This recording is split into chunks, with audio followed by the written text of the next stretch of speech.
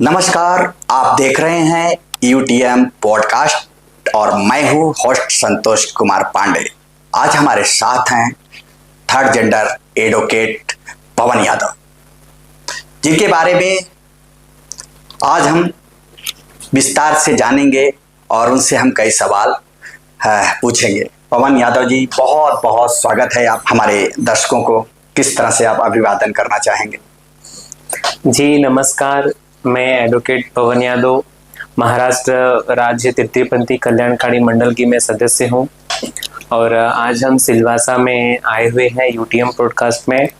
आप है संतोष पांडे जी, जिन्होंने मुझे यहाँ पे आने का निमंत्रण दिया है, जिसके लिए मैं दिल से उनका धन्यवाद अदा करती हूँ। वह वहाँ यहाँ के सिलवासा के सारे रहवासियों को दिल से मैं भगवान के चरणों में प्रार्थना करती हूँ कि सब कुशल मंगल रहे। और समाज जिस सच को देखने से डरता है, आज हम उसी सच से पर्दा उठाने जा रहे हैं। पवन यादव जी, पहले मैं आपके शुरुआती जीवन पर जानना चाहूंगा कि कब पता चला कि आप थर्ड जेंडर के कैटेगरी में? देखिए, पता हमें तब चलता है जब समाज हमें ललकारता है, समाज गालियां देता है। जैसे नॉर्मल बच्चे होते हैं, ऐसे हम सब भी बच्चे ही होते हैं। आप समाज ने ही हमें नाम दिया कि ये तो गुड़ है, मामू है, अलग अलग नाम दिया। तो उन बच्चों में मैं भी बच्ची थी, पर लोगों ने ही हमें वो कैटेगरी में लिया, हमें तो पता नहीं था। जैसे मेरे घर में और 4 भाई है, बहन है, नॉर्मल बच्चे जन्म हुए, ऐसे मेरा भी जन्म नॉर्मल एक औरत के पेट में रह के जन्म हुआ है। कोई ट्रांसजेंडर ने मुझे पैदा नहीं किया है, एक नॉर्मल औरत ने 9 महीने गर्भ में रख के मुझे जन्म दिया है। और एक मैं यादव परिवार में, मेरे फादर एमटीएनएल में ऑफिसर थे, 2020 में रिटायर हो गए। तो एक मध्यम परिवार से मैं बिलोंग करती हूँ। स्कूल से छूटने वक्त, बच्चों के साथ खेलने वक्त लोगों ने जो टैग दिया, उस टैग से आज हमने अपने आप को समझा कि मैं अलग हूं। मुझे नहीं लगता मैं अलग हूं, आपको लगता है मैं अलग हूं। आपके पास 2 आंखें हैं, 2 पैर हैं, 2 हाथ है, मेरे पास भी 2 आंखें हैं, 2 पैर है, हाथ है। तो मैं अलग कैसे हुई? तो मैं अलग कैसे कैटेगरी में समझू अपने आप को? तो जो परंपरा चली आई है सनातन से, उस परंपरा का अंत कब होगा? नहीं, परंपरा का अंत तो कभी हो ही नहीं सकता, क्योंकि समाज की दृष्टिकोण कभी बदलेगी नहीं। हमें राइट्स सिर्फ पन्नों में है, हमारी राइट्स सिर्फ किताबों में है, जो किताबें बंद है, खुली भी नहीं है। सुप्रीम कोर्ट ने राइट्स दिया थर्ड जेंडर कॉलम का, और आज तक वो चले आ रहा है, सिर्फ पन्नों में ही है। बाकी के फंडामेंटल राइट्स कहां है हमारे? तो जब आपको पता चला तो माँ बाप, भाई बहन की क्या प्रतिक्रिया? क्योंकि ऐसा कहा जाता है कि जिगर का टुकड़ा होता है औलाद, माँ के जिगर का टुकड़ा होता है औलाद। माँ कैसे भी औलाद हो, चाहे सर ना हो, आंख ना हो, हाथ ना हो, कान ना हो, पैर ना हो, लंगड़ा हो, लूला हो, माँ अपने सीने से लगा के रखती है। तो उस समय आपके माता पिता, भाई बहन का क्या रवैया था आपके प्रति? देखिए, हमारे मोहल्ले में गोकुल धाम में गोरेगांव ईस्ट में रामलीला होती थी। तो मैं 9th में पढ़ती थी। तो जिसको सीता का कैरेक्टर दिया गया था, तो वो शायद नहीं आई, ऐसा कुछ सीन था। तो उन लोगों ने मेरे फादर को अप्रोच किया कि आपके बच्चे को बोल दो कि हमारी इज्जत बचा ले। तो मुझे सीता का कैरेक्टर दिया गया। मैं अपने आप को बहुत भाग्यवान समझती हूँ कि माँ जननी का मुझे किरदार मिला, काम करने का मौका मिला। तो मैं 2009, 10, 11, 3 साल मैंने माँ सीता का कैरेक्टर किया। और मुझे लगता था कि ये 9 दिन जो रामलीला होती है, जब मैं साड़ी पहन के, जब मैं गेटअप में आती थी समाज के सामने, तो लगता था कि 9 दिन 9 बरस होना चाहिए, ये साड़ी उतरना ही नहीं चाहिए। क्योंकि 9 दिन के बाद मुझे पता था वापस से वही माँ बाप के डर से, समाज के डर से, भाई बहन के डर से, वही हमको एक बोलते हैं ना मेरी अंदर के जो सोल है वो फेमिनाइन थी और जन्म मेरा एक पुरुष योनि में हुआ था। तो दोनों में एक ऐसा फाइट होता था, शरीर कुछ और कहता है, मन कुछ और कहता है। तो ऐसे में जब आईना देखते थे तो लगता था कि खुदकुशी कर ले वे। हो क्योंकि अब अंदर से मैं कुछ और हूं। आपको कोई कह देवे कि आप साड़ी पहन के बैठो, आप बैठ सकते हैं क्या? नहीं। तो अब वही चीज था हमारे साथ कि आप जींस टी शर्ट पहनो, लड़के जैसा रहो। अब अंदर की आत्मा कहती है कि मैं गजरे लगाऊं, मैं साड़ी पहनूं, मैं ड्रेस पहनूं, मैं लिपस्टिक लगाऊं, मैं काजल लगाऊं।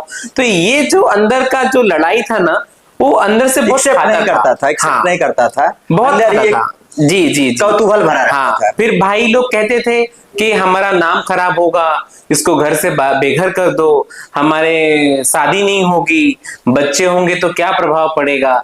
तो जब इस तरीके की जब घटना माँ बाप के सामने आई, देखो जिससे आपने कहा माँ एक जिगर के लिए बच्चे का एक टुकड़ा होता है, जिगर का टुकड़ा, जिगर का टुकड़ा होता है।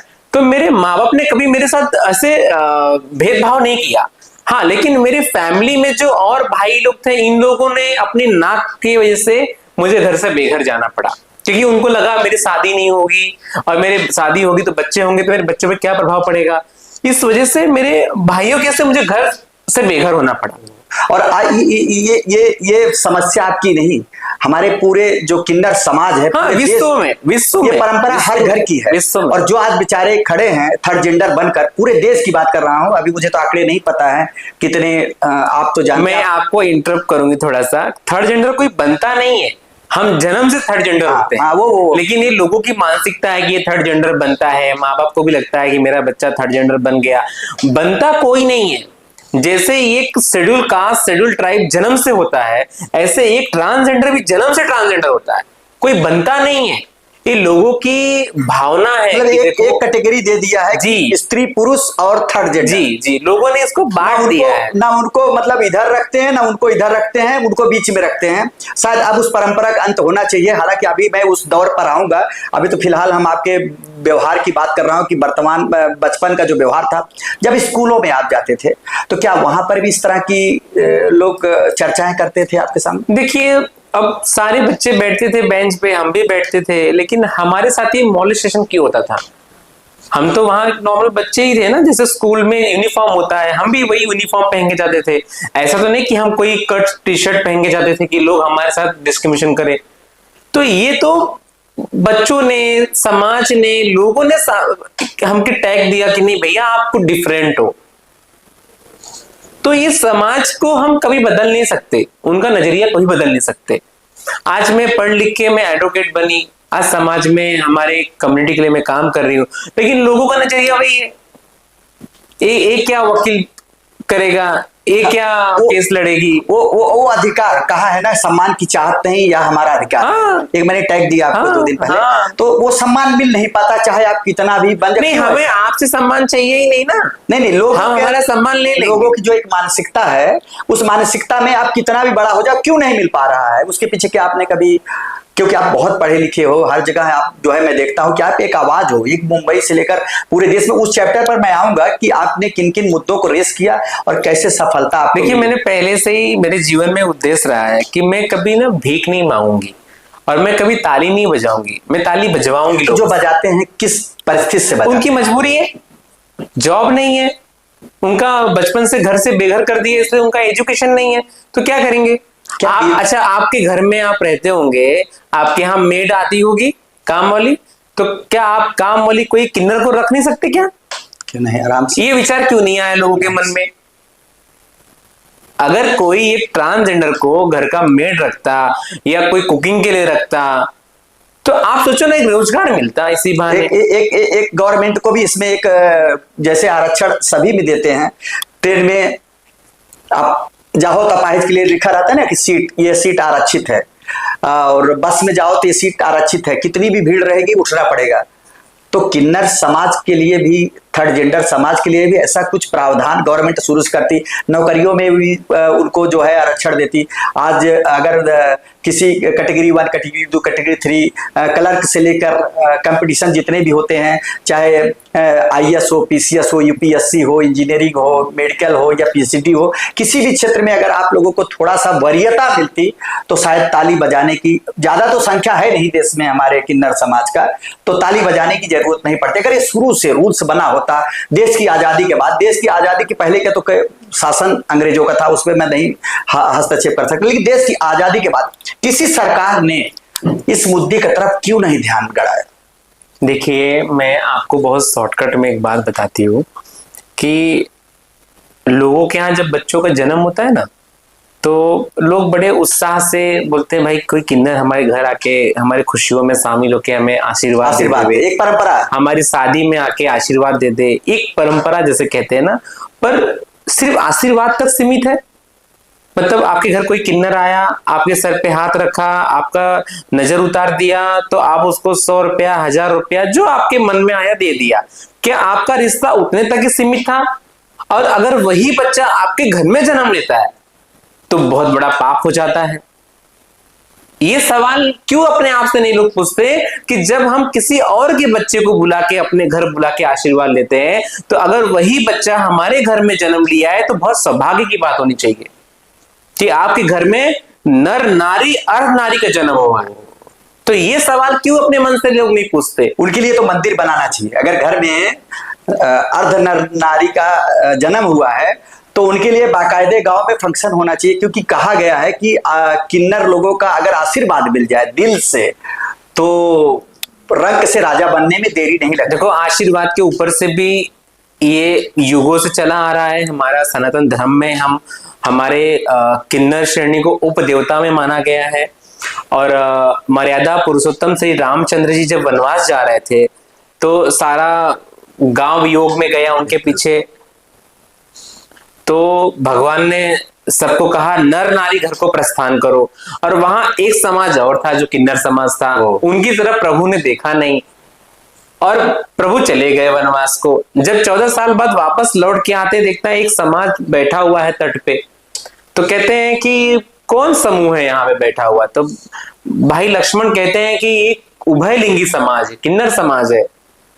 तो हमारे नजदीक आते हैं और प्रभु कहते हैं कि आप लोग गए नहीं, कहे ना आप तो नर नारी कहे ना, हमारा तो उल्लेख किया ही नहीं। तो इसलिए हम 14 साल यहाँ हम आपका इंतजार कर रहे थे कि अब आएंगे प्रभु हमारे।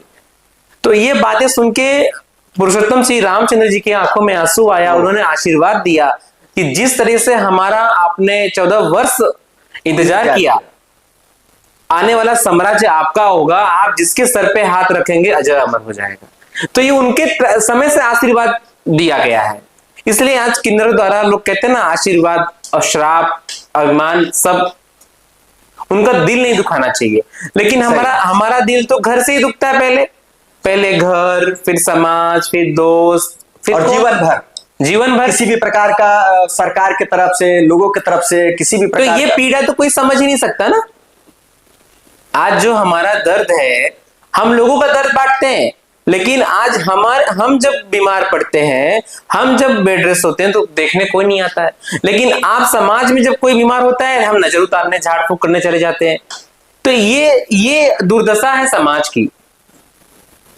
तो ये जो इतने सालों से चला आ रहा है, वो आज 1 साल में 2 मिनट में हम पॉडकास्ट के जरिए नहीं खत्म कर सकते ना। ये लड़ाई तो बरसों से चल रही है। हाँ, और आगे चलेगी कि जब तक हमारे घर से हमें सम्मान नहीं मिलेगा तब तक समाज कभी सम्मान नहीं देगा। पहले खुद को सुधारना पड़ेगा। हाँ, घर वालों को जहां अर्ध नर नारी, माँ बाप चाह के भी बच्चे को घर में रख नहीं सकते। क्यों?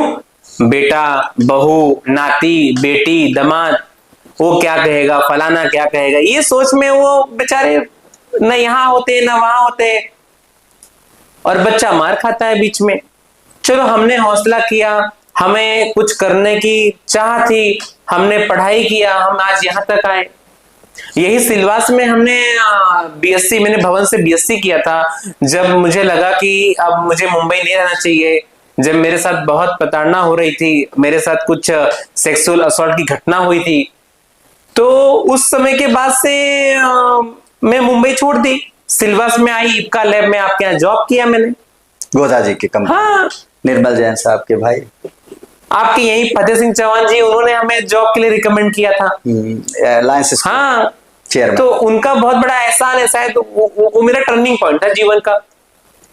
जॉब किया, पैसे जमा किए, वापस मन में इच्छा जगी नहीं कुछ करना है, क्योंकि ये लड़ाई सिर्फ मेरे तक सीमित नहीं थी, ऐसे कई पवन थे जो रोड पे भीख मांग रहे थे, घर से बेघर थे, जिनके साथ आए दिन मॉलेस्टेशन की, सेक्सुअल असर की घटना होती थी। इसलिए हमने वापस मुंबई गए, वापस हमने लॉ का रास्ता चुना, क्योंकि हम कहते हैं ना, डॉक्टर भीमराव बाबा साहब अम्बेडकर जी ने जो संविधान लिखा है उसमें बाकायदे लिखा है हम सब एक है। तो फिर भेदभाव किस बात का, जब उन्होंने संविधान लिखते समय नहीं हमें बांटा, जाति भेद, लिंग भेद। एक हॉस्पिटल में एक पेशेंट एडमिट है, उसको ब्लड के लिए ये तो नहीं पूछा जाता ना कि भाई हिंदू का खून है कि मुस्लिम का खून है कि किसी किन्नर का खून है। ब्लड तो ब्लड होता है, मेरे भी लाल ब्लड, आपके भी लाल ब्लड। फिर इतना भेदभाव क्यों? समाज ने खुद सोचना चाहिए, इतना भेदभाव क्यों? हम भी इंसान हैं, क्या कमी मेरे अंदर? तो कैसा इसका हल? कुछ तो आप आज पूरे भारत में दूसरे नंबर पर आप आते हैं, और हर कोई पवन यादव जैसा किस्मत लेकर नहीं आता।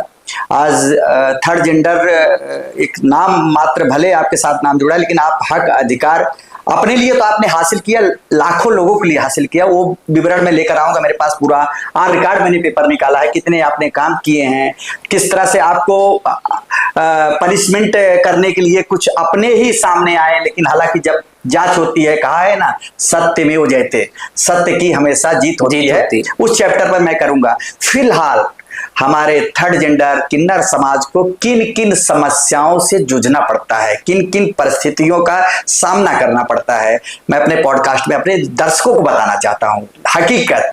देखिए, मैं आपको बताती हूँ पांडे जी, मेरी उम्र 30 वर्ष की हो गई, लेकिन मैं 30 वर्ष की जर्नी को मैं आपके पॉडकास्ट में 10 मिनट या 5 मिनट या 1 घंटा, सुनिए 1 घंटा या 2 घंटा, 3 घंटे से। और सबसे बड़ी खुशी है, मैं दर्शकों को बताना चाहूंगा कि ये इनका नाम एडवोकेट पवन यादव है, बहुत बड़े लॉयर हैं, और इन्होंने कई केसेस लड़े हैं सिलवासा से लेकर, और उसके बाद मुंबई में, पूरे देश के जहां पर भी न्यायपालिका है वहां पर इनका नाम हर वकील अदब के साथ जानता है, पहचानता है।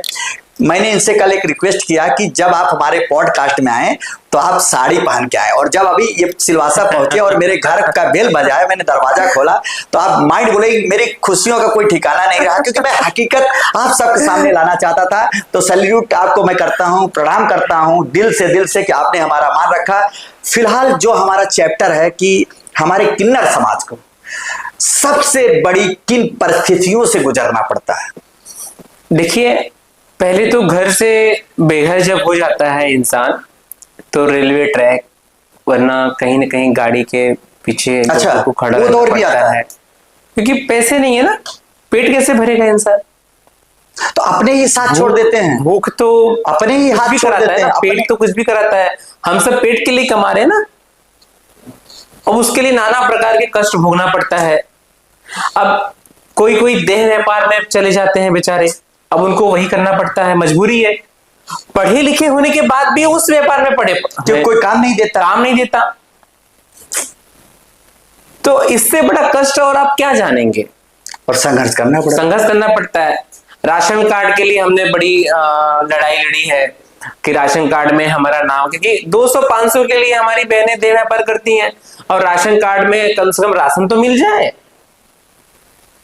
मैं जब खुद अंधेरी स्टेशन पे सोती थी, जब मैं घर से निकली थी, तब मेरे साथ 20 रुपए भेल के लिए मेरे साथ लोगों ने बदमाशियां किया। ऐसे 20 रुपए भेल के निशाचर है, मजबूरी है।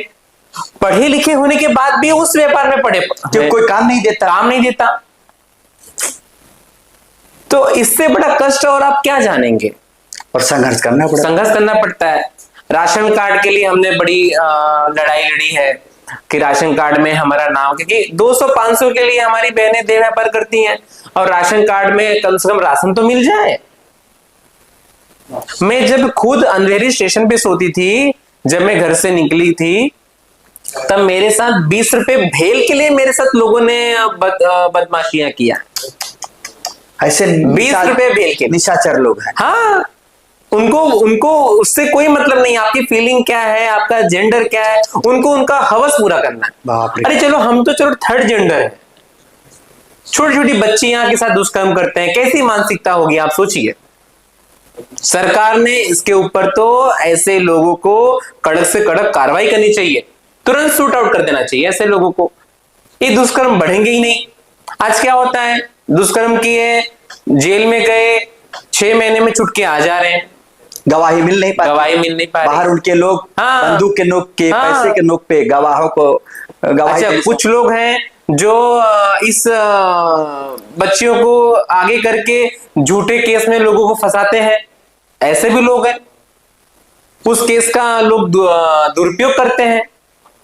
पॉस्को एक्ट का जो कायदा है, सब सही होते हैं, कुछ गलत भी होते हैं।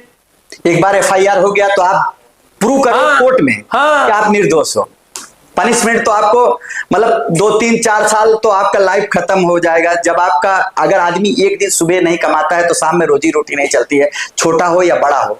तो कहीं ना कहीं ये बहुत बड़ी विडंबना है हमारे समाज में।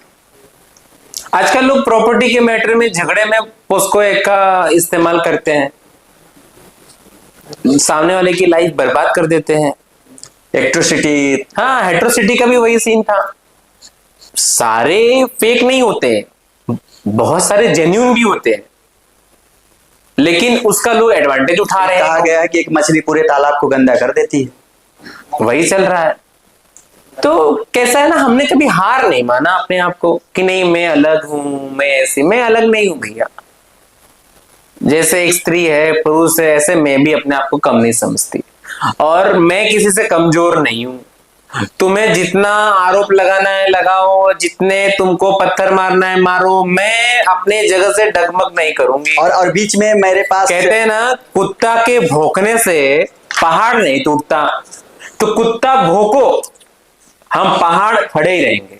अभी देखिए, मैं बीच में आपको ही लेकर बहुत बड़ा विवाद हुआ था महाराष्ट्र में, नरहरी जिरवाल जी का नाम आपके साथ जोड़ा गया, बहुत विवाद हुआ। कैबिनेट मंत्री हैं, उनके साथ तमाम तरह के आरोप लगे, आपको भी बदनाम करने की कोशिश की गई। और रिकॉर्ड मेरे पास, देखिए मैं रिकॉर्ड लेके आया हूँ, देख लीजिए पूरा। और इसमें एडवोकेट पवन यादव, उसकी सच्चाई क्या है, क्योंकि विवाद तो होता रहता है। बाद में आपको क्लीन चिट हालांकि मिली है, क्लीन चिट मुख्यमंत्री ने दिया, इसमें उल्लेख है कि इसमें किसी भी प्रकार का सबूत नहीं मिला। तो जो ये विवाद पैदा किया गया आपके साथ, उसकी थोड़ा सच्चाई बताइए। देखिए, कहते हैं ना, घर का भेदी लंका डाल, मानते हैं ना? Yes yes yes.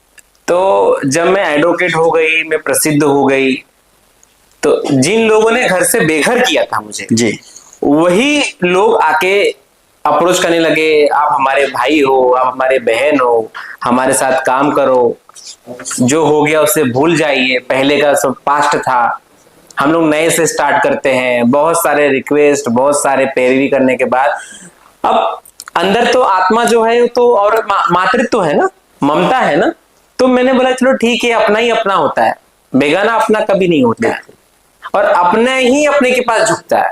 तो ये सोच के हम हमारे भाई के साथ जुड़ गए, जिसका नाम है एडवोकेट रवि यादव। अच्छा, वो खुद भी एडवोकेट है। हम साथ में काम करने लगे, काम करते करते फिर हमने बोला हमें महाराष्ट्र में एक जैसे महिला आयोग होता है, ऐसे हमारा ट्रांसजेंडर वेलफेयर बोर्ड होना चाहिए। अच्छा, हाँ। तो बोर्ड के गठन के लिए हम काम करने लगे, तो उसने बोला मैं तुमको मदद करता हूँ। तो ऐसे जाने आने में फिर हम मंत्रालय जाते थे, तभी हमारे विधानसभा उपाध्यक्ष थे माननीय श्री नरहरी जिरवाल साहब।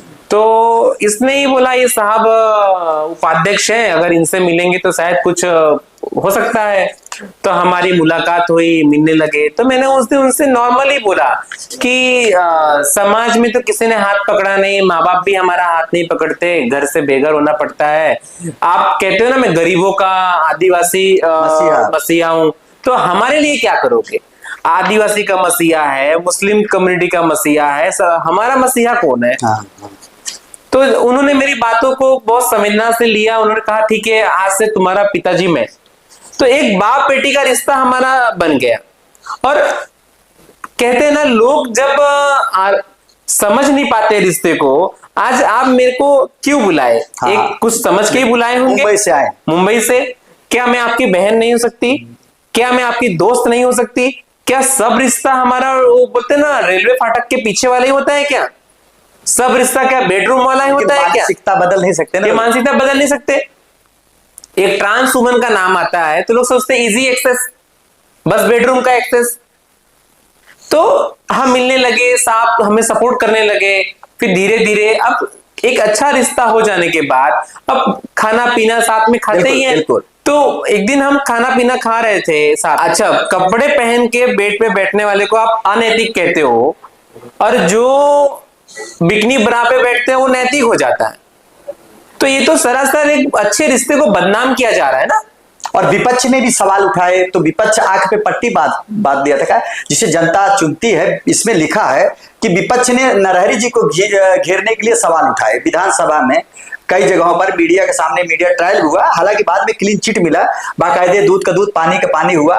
तो विपक्ष भी इतना कमजोर हो गया। देखिए, मैं एक बोलूं पंडित जी, सत्य परेशान हो सकता है, पराजित नहीं हो सकता। और सत्य की जगह पे रहता है। हम अकेले सक्षम हैं। सच को झिरवाल साहब एक ट्राइबल कम्युनिटी से आते हैं और एक गरीब है। बिल्कुल। मंत्री बाद में है, पहले गरीबी से किसानी करके आज वहां तक पहुंचे हैं वो। और आज ऐसे सादा आदमी को आप बदनाम कर रहे हो। बदनाम तो ठीक है, बेचारे कुर्सी बच गई। हाँ? अगर नहीं, कुर्सी बच गई, मतलब कुछ किया ही नहीं, तो बची कि नहीं? लोग ले लेते ना, एक सत्य आदमी अन्ना हजारे की तरह शहीद हो जाता है ही नहीं ना।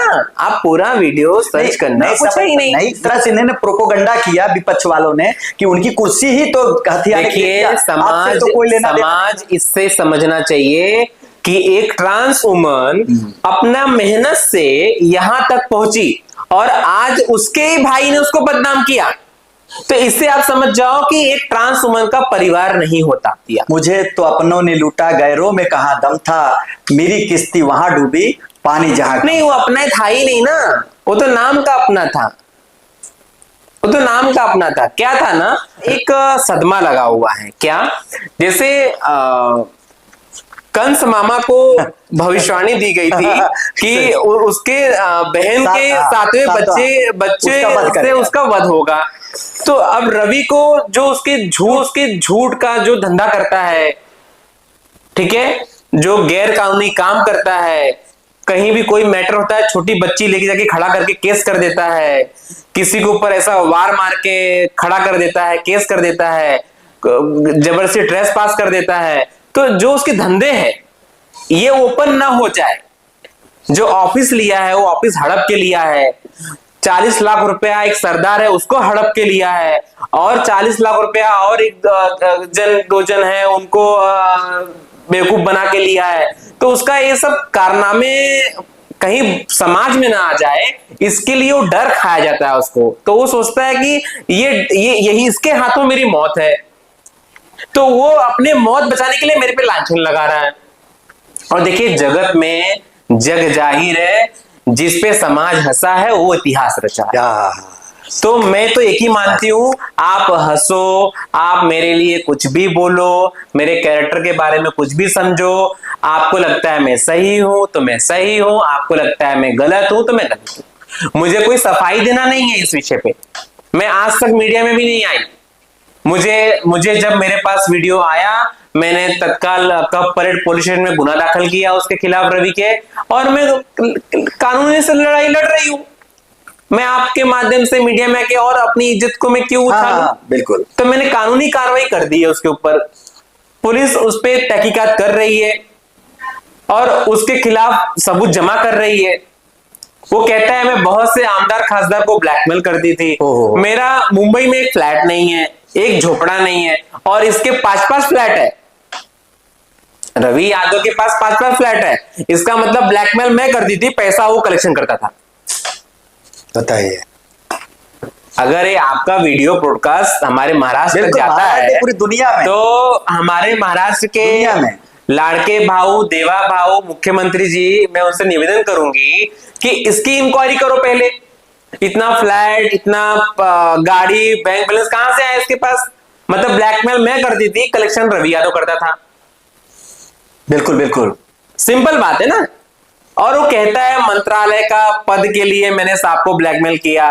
वो खुद कहता है कि वो वीडियो जुलाई का है। हाँ ठीक है, जुलाई 2025 का है। मुझे मंत्रालय का पद मिला है 16 अप्रैल 2025 को। अप्रैल कहां, जुलाई कहां? तो खुद कह रहा है वीडियो शूट उसके मोबाइल से हुआ है, जुलाई में हुआ है, और मुझे मंत्रालय का पद मिला है अप्रैल में। तो आप क्या समझेंगे इसको? मतलब उसकी सब बातें झूठ समझ में आ रही है ना। और जनता ने इसको एक एंटरटेनमेंट में लिया। महाराष्ट्र की जनता, देश की जनता ने इस विषय को एंटरटेनमेंट में लिया। सबने समझा ये आज झूठ भी है। पवन यादव का उससे बढ़ के सम्मान है, पवन यादव को उससे हाँ, आदर मैं है। मेरे जगह पे ही हूं, मैं अड़ी नहीं, मैं डरी नहीं। और सेम झिरवाल साहब भी डरे नहीं, क्योंकि सत्य को प्रमाण की जरूरत नहीं होती है। सत्य दिखता है प्रत्यक्ष। मैं जानना चाहूंगा कि ऐसा कौन सा दर्द है जो किन्नर को अंदर से तोड़ देता है, अंदर से कमजोर कर देता है, अंदर से खोखला कर देता है, ऐसा दर्द? क्योंकि आप उसे फील करते हैं। मैं ये सवाल आपसे ही पूछ सकता हूँ, एक मेल फीमेल से नहीं पूछ सकता हूँ। और सौभाग्य है मेरा, मेरे पॉडकास्ट का दूसरा इंटरव्यू है। और चाय भी पीते रहिए। ये तो क्या पॉडकास्ट है, यहाँ हम बतियाते रहेंगे, फोन पे बातें करिए।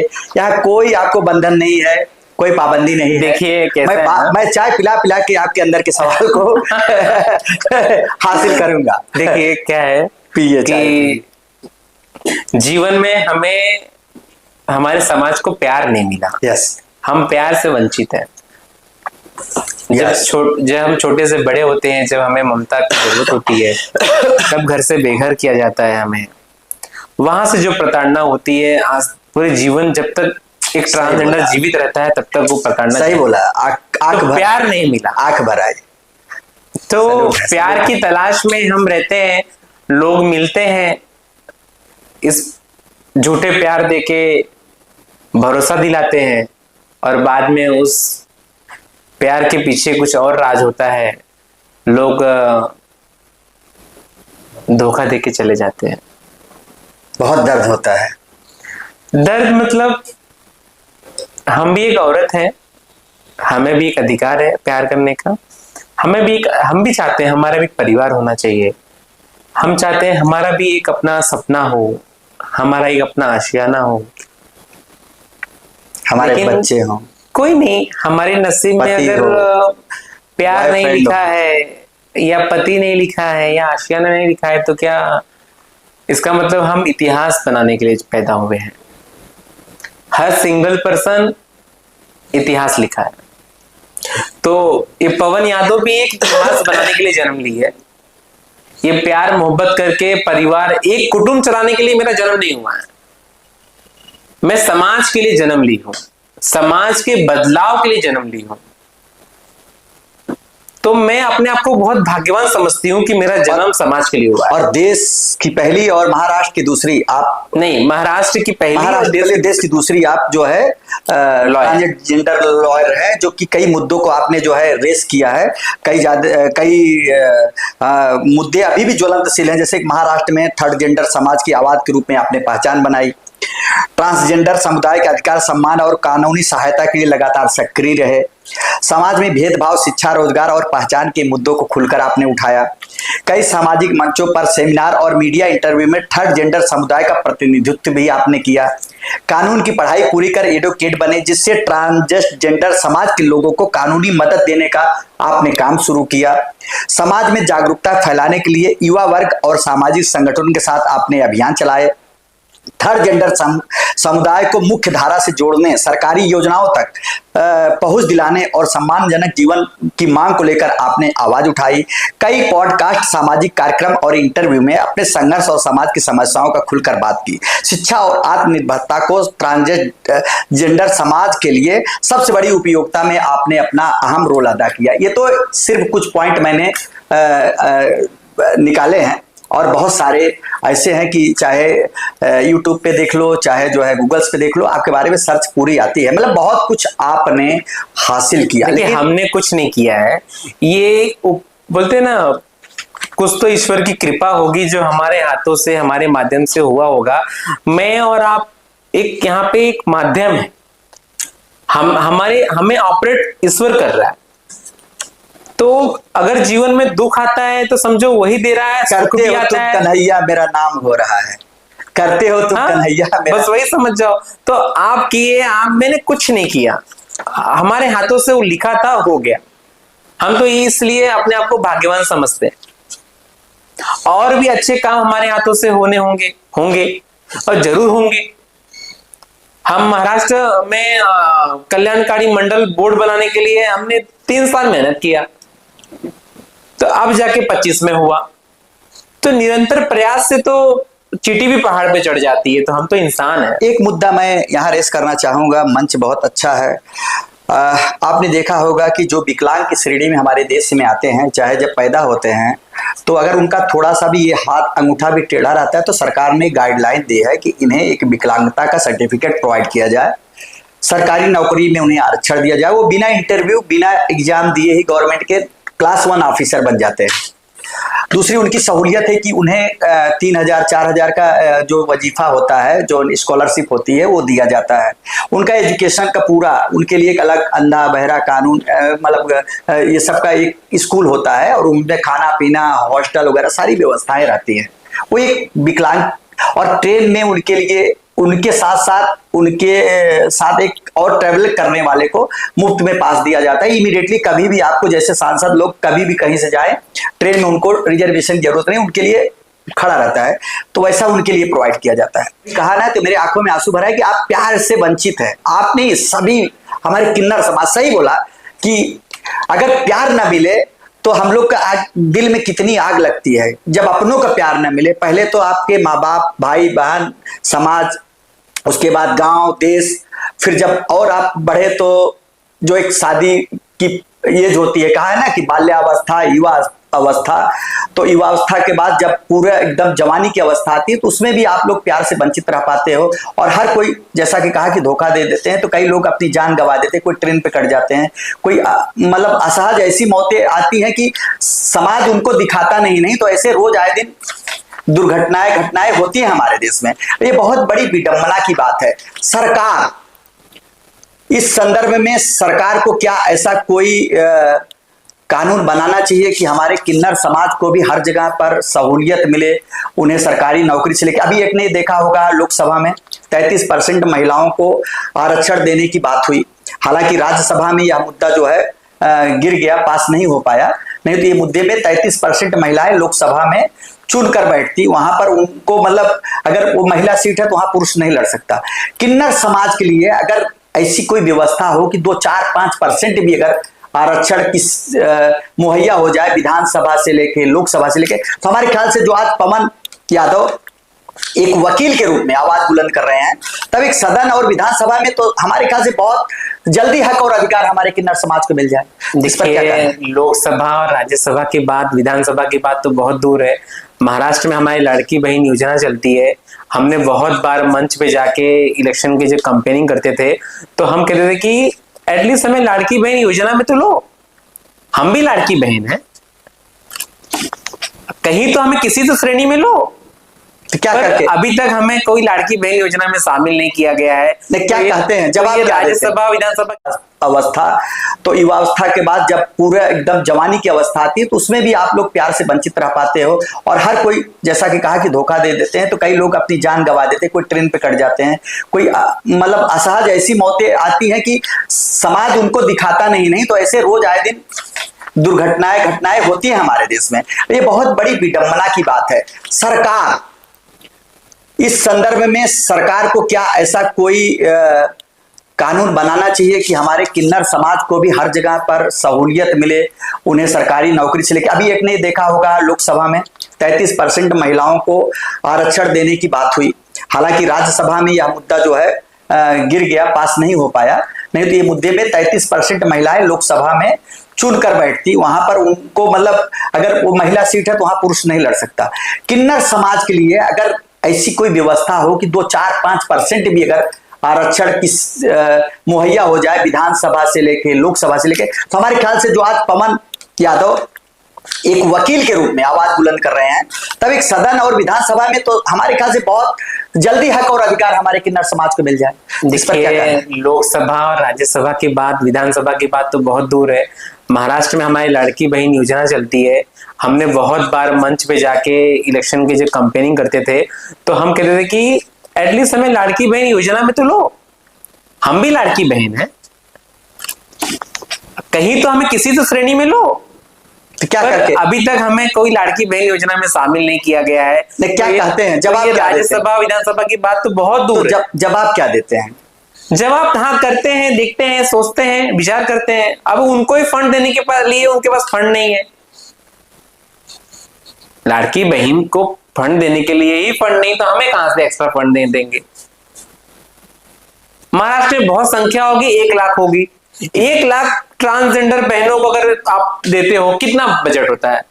लेकिन नहीं दिया जाता है। आपका मुद्दा अच्छा है कि 33% महिलाओं को आरक्षित दिया गया है।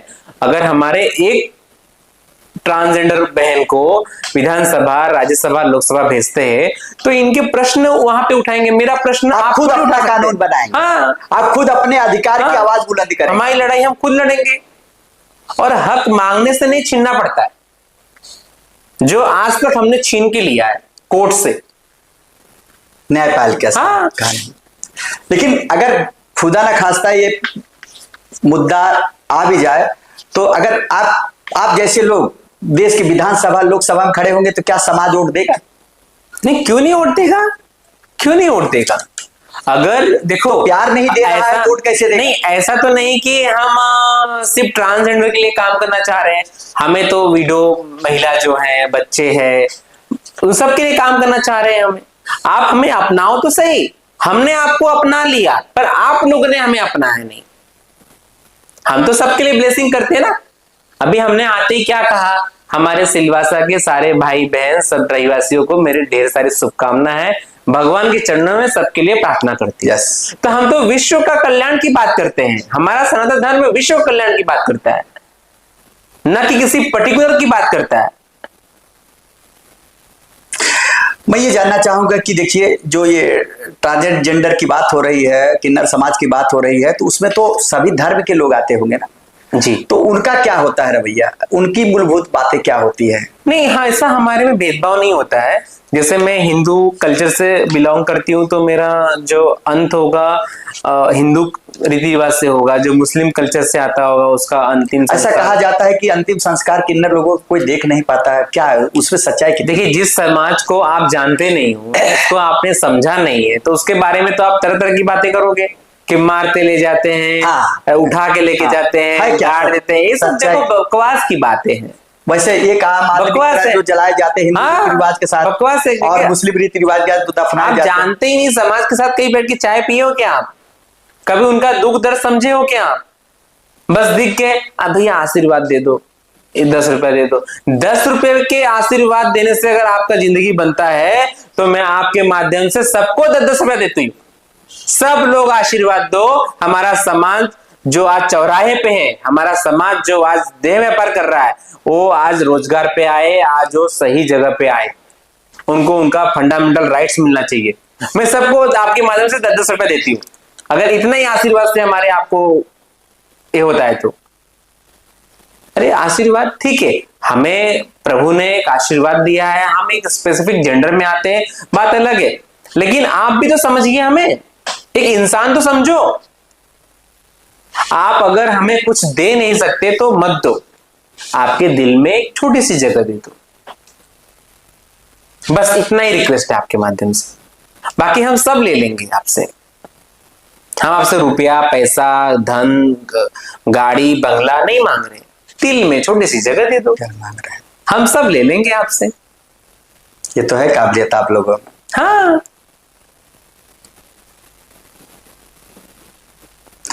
जो किन्नर समाज की जो बस्ती होती है, जो उनका एक ठिकाना होता है, उनका जो एक आवास होता है, रहने का एक, बोलते हैं ना कि एक जैसे गांव में होता है, ऐसा कुछ होता है क्या उन लोगों? जैसे अभी मुंबई के पास एक पालघर है, पालघर में ऐसा कहा जाता है कि किन्नर समाज का एक पूरा वहां पर बसेरा है।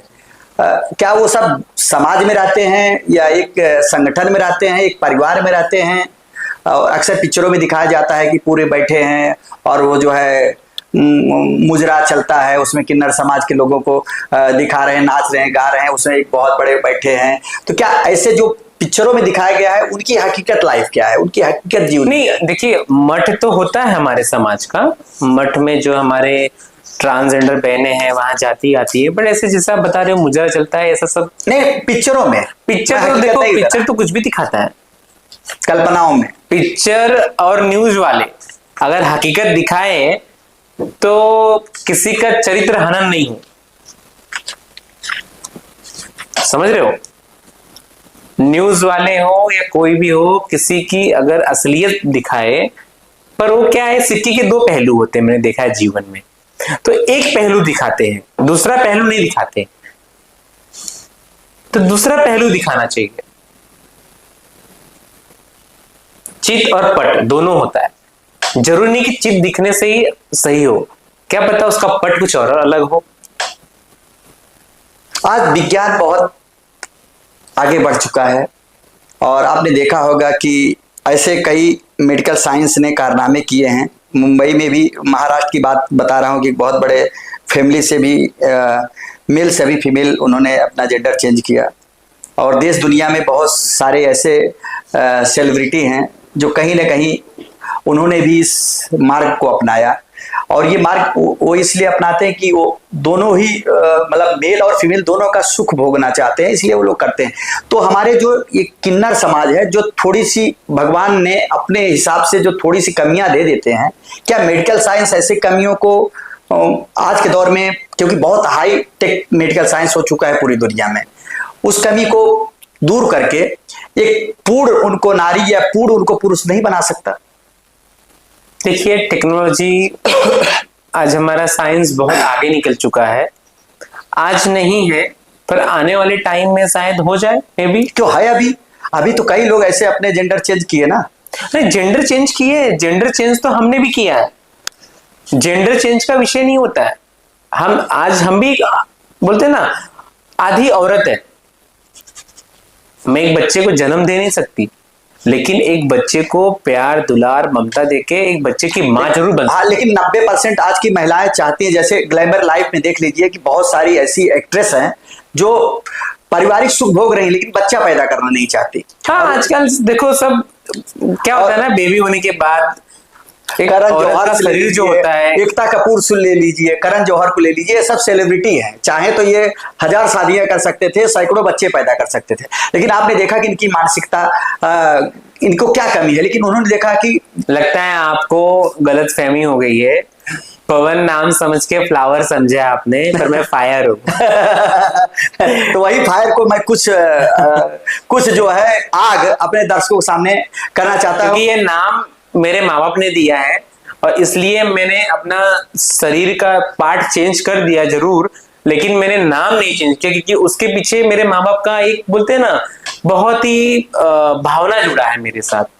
तो माँ बाप का अगर भावना आपके साथ जुड़ा था, तो आप जब घर छोड़ा तो माँ बाप ने आपको खोज खबर, माँ बाप ने आपको ढूंढा? नहीं, उन्होंने कोशिश किया, लेकिन अब कहीं भी माँ बाप के बुढ़ापे का सहारा एक उनका बेटा और बेटी होते हैं, और उनके बाउंडेशन, तो अब वो उनके बाउंड्रीज में बेचारे पीछे हट गए, क्योंकि उनको लगा मेरे को कौन संभालेगा बुढ़ापा, मेरे बच्चा और मेरी बहू संभालेगी, नाती पोते आएंगे, हमसे कौन होगा, न बहू आएगी, न बेटे होंगे, न नाती पोते होंगे।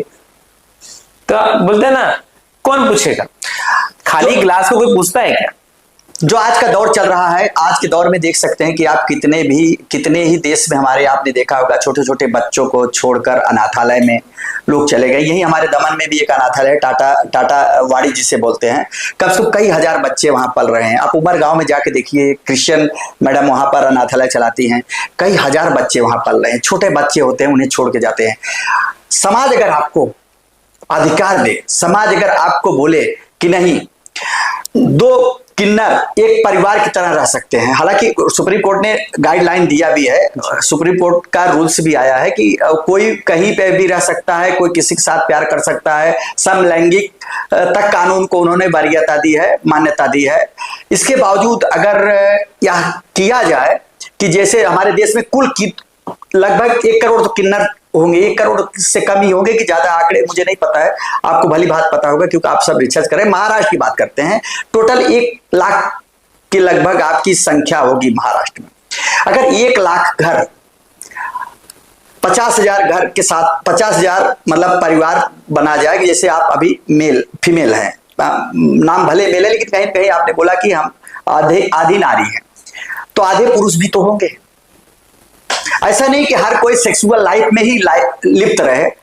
प्यार मोहब्बत दिल से होता है। कृष्ण भगवान और राधा का प्यार क्या था, कभी उन्होंने मिला, कभी नहीं मिले, लेकिन जब भी पूजा की जाती है राधे कृष्ण, रुक्मिणी का नाम नहीं आता।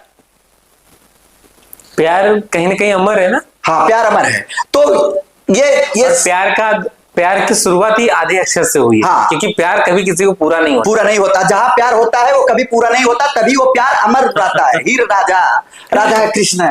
हाँ, और ऐसे सैकड़ों उदाहरण हैं जहां प्यार का नाम आएगा वो जिंदगी में पूरा हासिल होगा नहीं, सिर्फ कल्पनाओं में आप बोलो कि मेरी होगी होगी होगी, इंतजार करते करते अंतिम यात्रा तक निकल जाएगी, लेकिन कभी प्यार मिलता नहीं। ये तो आपने सही बोला। तो इस तरह की कड़ी जोड़ी जा सकती है, या लोग चाहते हैं कि सिर्फ उन्हें प्यार मिले, सच्चा प्यार मिले। सच्चा प्यार का मतलब है कि साथ बैठकर खाना, साथ बैठकर फिल्म देखना। मैं एक बोलूं आपको, सच्चा प्यार जीवन में रहा है तो सिर्फ माँ का रहा है, उसके अलावा कोई सच्चा प्यार रहा नहीं है। माँ के अलावा कोई आपको प्यार करने, मतलब की दुनिया। हाँ। मतलब के लोग आपके साथ लोग जुड़ेंगे या तो भाव देख के, या अभाव देख के, या प्रभाव देख के। है। ये जीवन का नियम है। भाव अभाव प्रभाव, भैया याद रखना। बहुत बड़ी सीख इन्होंने दी है आज हमारे पॉडकास्ट में। भाव अभाव प्रभाव, वाह वाह वाह, आपने सही बोला। कोई आपको दिल से देख के नहीं आता। आपके पास पैसा है, 4 व्हीलर गाड़ी है, बढ़िया लग्जरी घर है, तो आपके पास सब रिश्तेदार भी कहेंगे कि भाई पांडे जी का रिश्तेदार हूं मैं। आपके पास अगर साइकिल है तो कोई आपको नहीं कहेगा कि फलाना आदमी मेरा रिश्तेदार है।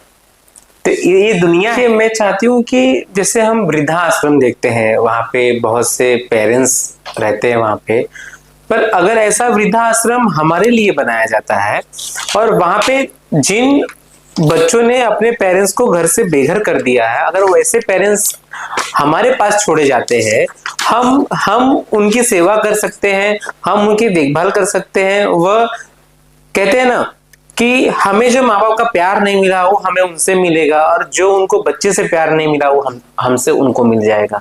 तो अगर इस तरीके का अगर हम समाज में कुछ एक बदलाव का एक कोई बना सकते हैं ना केंद्र बिंदु, तो बहुत अच्छा मैसेज जाएगा समाज के लिए कि जो वृद्धाश्रम है और हमारा जो आश्रम है, तो जो नॉर्मल जो बच्चे हैं जो माँ बाप को घर से बाहर निकालते हैं, उनके मुंह पे एक थप्पड़ होगी। तो साले तुम्हारे माँ बाप को घर से बेघर कर दिए, पर उसको कौन पाल रहा है? एक किन्नर पाल रही है। तुम्हारे मर्दाना पे वो आंच आना चाहिए। तो मुझे लगता है कि संख्या भी कम हो जाएगी धीरे धीरे। लोग माँ बाप को फिर घर से शर्म के नाते फिर बेघर नहीं करें। तो जवानी के प्यार कैसे पाएंगे हमारे किन्नर लोग? देखिए, वो तो नेचुरल चीजें हैं। नहीं, वो तो वृद्धाश्रम एक अंतिम कड़ी है कि जहां पर उनको सहूलियत चाहिए, उनको प्यार चाहिए। क्यों? देखो, वो भी तो प्यार ही है ना। नहीं, अगर समाज में जन्म हुआ है तो समाज में तो आपको बाल्यावस्था का प्यार नहीं मिला, युवा अवस्था का प्यार नहीं मिला, उसके बाद जवानी का प्यार नहीं मिला, फिर बुढ़ापे में आखिर प्यार लेकर करेंगे क्या? अरे प्यार तो प्यार होता है ना। अगर हमें उस माँ बाप को प्यार करके, इन तीन का हल क्या है? इन तीन को कैसे हासिल करा जाए? एक बात बोलूं आपसे, क्या आपको कितने बच्चे? 2 लड़का है? हाँ, एक लड़का एक लड़की। तो एक लड़के का विवाह आप किसी ट्रांस वुमन से करना पसंद करोगे? मैं अपनी मर्जी का मालिक हूं। अगर गवर्नमेंट बनाएगी, अगर गवर्नमेंट बोलेगी कि रूल्स कि नहीं भैया संतोष पांडे, आपको एक ट्रांसजेंडर के साथ में आपको जीवन भर हाथ पकड़ के रहना है, तो मैं रहूंगा। मैं अपनी मर्जी का मालिक हूं। मैं अपने बच्चे पर नहीं थोप सकता कि बेटा तुम एक किन्नर का हाथ पकड़ो। अगर रूल्स बनेगा कि संतोष पांडे आप अपनी लाइफ जी रहे हो, लेकिन आप जैसे सोशल वर्कर के लिए, आप जैसे रिपोर्टर के लिए, आप जैसे एक्टर के लिए एक किन्नर का हाथ पकड़ना जरूरी है। हालांकि अगर रूल्स बनेगा तो मैं पहला हाथ हाथ पकड़ूंगा, मुझे किसी भी रूल्स प्रकार तो बहुत बनते हैं, मुझे किसी भी प्रकार की शर्म नहीं, मुझे कोई रोक नहीं सकता, मुझे कोई टोक नहीं सकता। मैं अपनी मर्जी से आया हूं, अपनी मर्जी से जाऊंगा, अपनी मर्जी से कमाता हूं, अपनी मर्जी से खाऊंगा, और जो पसंद आएगा उसे हासिल करूंगा, चाहे मेल हो या चाहे फीमेल हो, चाहे किन्नर हो, कोई भी हो। लेकिन जिस दिन रूल्स बनेगा और गवर्नमेंट बोलेगी कि नहीं ये जरूरी, आज हमारे यहाँ समाज में एक शादी की परंपरा है, एक शादी की मैं परंपरा का निर्वहन कर रहा हूं। जिस दिन होगी 3 शादी की परंपरा है, मैं 3 शादी की परंपरा का निर्वहन करूंगा। तो ये कोई बात नहीं। लेकिन अगर थोपने की बात आएगी, समाज बोलेगा, गवर्नमेंट बोलेगी, तो नो डाउट। पर सरकार ने तो अभी सुप्रीम कोर्ट ने तो कहा है लिविंग में भी आप रह सकते हो, तो क्यों नहीं आप किसी ट्रांसजेंडर के साथ लिविंग में रहते? हमें पसंद आएगी तो रहूंगा। हाँ, हमें पसंद आएगा, मुझे कोई रोक नहीं सकेगा। लेकिन मुझे पसंद आएगा। मुद्दे हैं, हमारे पास समय भी कम है, आपके पास भी समय कम है, उन मुद्दों को हम रेस नहीं कर रहे हैं। लेकिन दर्द भरे दास्तान तो शुरू से यहाँ तक तो अभी आप तक लाए हैं। अभी बहुत सारे दर्द भरे दास्तान हैं। और दोस्तों, हम थोड़ा सा लेते हैं विराम। विराम के बाद फिर से हाजिर होंगे नए मुद्दों के साथ। आप देख रहे हैं यूटीएम पॉडकास्ट और मैं हूं होस्ट संतोष कुमार पांडे, और हमारे साथ हैं एडवोकेट पवन यादव। संतोष पवन की आंधी में उड़ जाएंगे अच्छे अच्छे, जब नहीं रहेंगे ये दोनों रोएंगे बच्चे बच्चे। सच की मशाल लिए निकले, झुकना इनको आता नहीं, अन्याय के आगे ये वीर कभी सिर अपना झुकाता नहीं। गरजे मंच दहाड़े आवाज जनता बोले सच्चे सच्चे, संतोष पवन की आंधी में उड़ जाएंगे अच्छे अच्छे।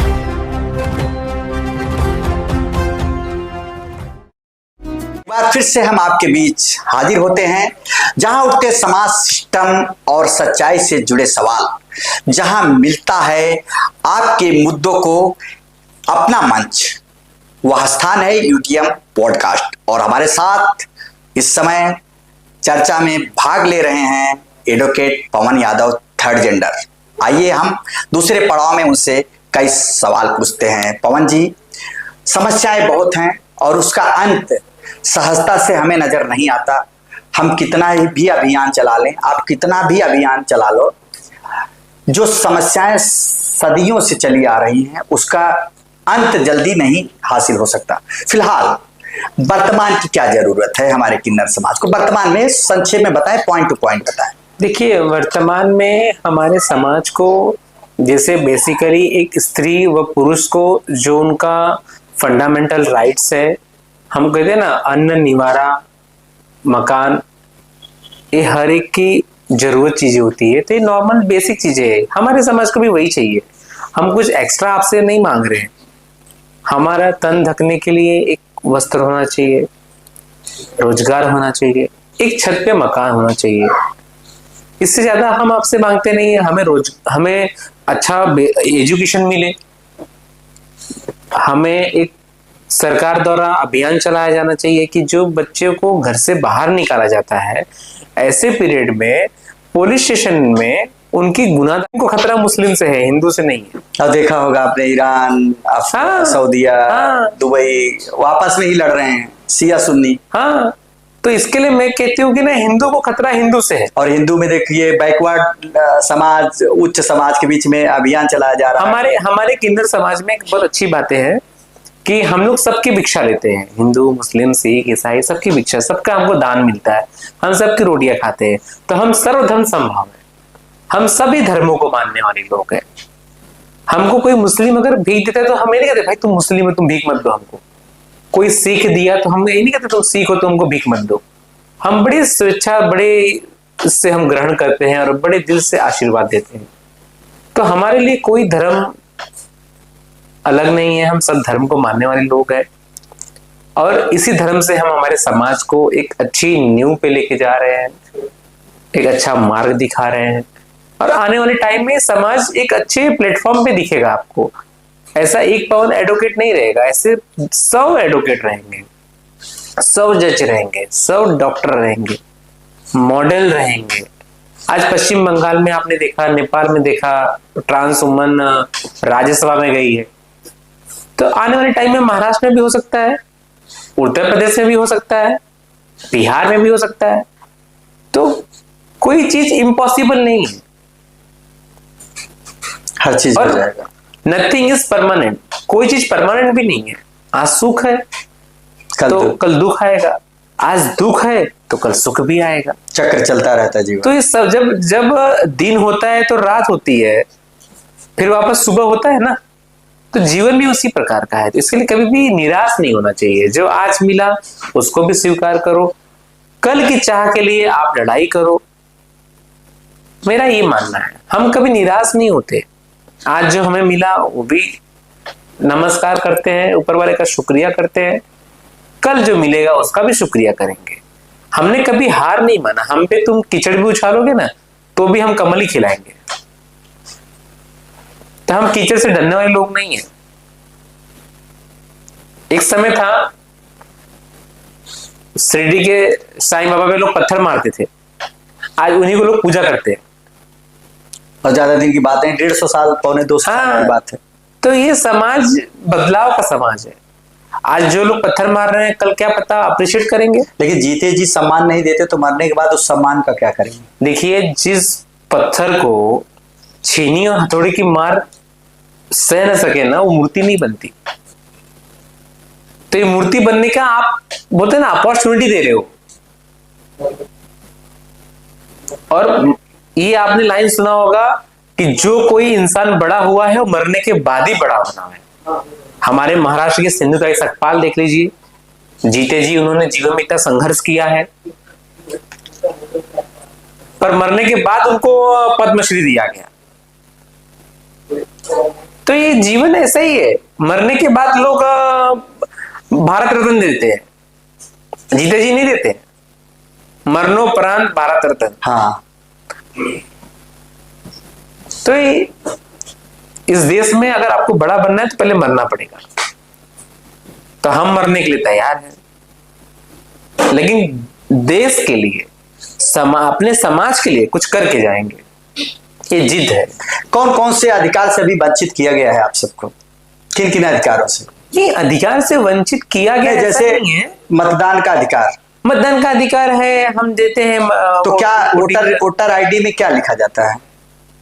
Third gender. Third gender. हाँ। तो किन किन वोटिंग का जब राइट्स अगर हमें है तो क्यों नहीं कोई पार्टियां किसी ट्रांस वुमन को खड़ा करती? वही सवाल मैंने आपसे कहा कि अगर आरक्षण किया जाए, आप गोरेगांव में रहते हो, गोरेगांव विधानसभा से थर्ड जेंडर ही आवेदन कर सकता है। अगर ये एक आरक्षण, मैं हर जगह नहीं कहना चाहता हूं, देश के तमाम हिस्से ऐसे हैं जहां पर हमारे किन्नर समाज के ज्यादा से ज्यादा प्रभावशाली लोग रहते हैं। अब गोरेगांव में आपसे ज्यादा प्रभावशाली हमारे ख्याल से कोई तो थर्ड जेंडर होगा नहीं, मेरे हिसाब से। अब पब्लिक हिसाब से आई नो, मुझे नहीं पता। जब भारत देश की दूसरी आप लॉयर हैं थर्ड जेंडर में, तो गोरेगांव के तो बहुत नामचीन है। तो मैं ऐसा चाहता हूं कि जहां पर भी ऐसे प्रभावशाली हमारी किन्नर की बहनें भाई हैं, तो वहां पर गवर्नमेंट को कि भैया यहाँ पर सिर्फ हमारा किन्नर समाज ही प्रतिनिधित्व करे, तो शायद देश में एक बदलाव आ सकता है। क्योंकि जब तक आप लोकसभा, विधानसभा, राज्यसभा, विधान परिषद में नहीं जाएंगे, सदन के पटल पर मुद्दे नहीं रखेंगे, क्योंकि कानून वहां से बनता है। लेकिन मैं आपसे एक बात कहती हूँ छोटी सी, इनके ही लोग आपस में लड़ाई करते हैं कुर्सियों के लिए, इनके लिए ही सीट खाली नहीं है। एक सीट के लिए 10 आवेदन भरता है, तो हमारा नंबर कब लगेगा? तो फिर आपके मुद्दे कौन रेस करेगा? तो वही तो बात है ना, जब इनके लोग ही रेस में खड़े हैं तो हमें कौन एक्सेप्ट करेगा वहां पे? कब तक ये सिलसिला चलेगा? इनका ही पेट नहीं भर रहा है, कब तक ये सिलसिला चलेगा? चलेगा, कहीं ना कहीं तो इसका अंत होगा। हर चीज का अंत होता है, इसका भी अंत होगा। एक समय था कांग्रेस की सरकार थी, आज बीजेपी की सरकार हर जगह है। आने वाले टाइम में फिर कांग्रेस सरकार आएगी, तो ये चलता रहता है। कोई यहां पे परमानेंट नहीं है दुनिया में।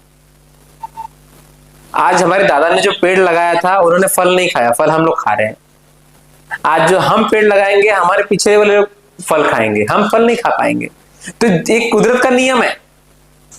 हाँ, भाजपा ने जो बीज रोपा था आडवाणी, जोशी जी और अटल जी, तो उसका मतलब कहा जाए तो सबसे ज्यादा राजनीति का लाभ हमारे भारतीय जनता पार्टी के नरेंद्र मोदी साहब, अमित शाह जी, और देख सकते हैं कि पूरे देश में लहर चल रही है। सब बंगाल में भी उन्होंने फतेह किया। तो कहीं ना कहीं जो आपने कहा कि बाप दादा वृक्ष लगाते हैं तो फल नाती पोता और तमाम एक आते हैं। तो एक पवन यादव जो अभियान चला रहे हैं, उस अभियान का अंत तो जरूर एक दिन होगा, लेकिन तब शायद न पवन जी रहे न संतोष पांडे रहे। हाँ। लेकिन आने वाली नस्ल उस देखो, हम जो आज संघर्ष कर रहे हैं ना, हम क्यों कर रहे हैं? हमारी पीढ़ी जो आने वाली है उसको गलत काम करना ना पड़े, उसको जो लड़ाई हम लड़ रहे हैं परिवार से, समाज से, वो लड़ाई उसको लड़ना ना। और सम्मान की चाहत में, ये हमारा अधिकार है। हाँ।